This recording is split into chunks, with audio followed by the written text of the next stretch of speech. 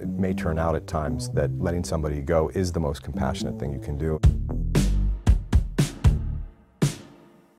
You've talked a lot about compassionate leadership. How do you square that with the fact that sometimes people have to move on? It's one of the two most frequently asked questions I get on the concept of managing compassionately. How would you ever let anyone go if you're compassionate?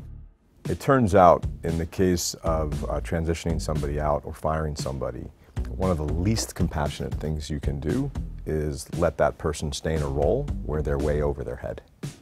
And a lot of people have been in situations where you work with a colleague who is not able to get the job done. And that person may have previously been self-confident and assertive and had a lot to contribute at meetings and to the team. And over time, they just become a shadow of their former selves. You can see it in their body language and the way they show up at a table. You don't hear from them as often. They're just not the same. And it's not good for their team. It's certainly not good for them, and they bring that energy home with them. It has pretty significant implications, and that's why I think it's so important to do the right thing, and in that case, put yourself in the other person's shoes and do what you can to alleviate that suffering, to help them achieve a better objective. I've heard in a number of cases, people after the fact, maybe while it's happening, they don't feel like this, but after the fact, they'll come back and say it was one of the best things that happened to their career.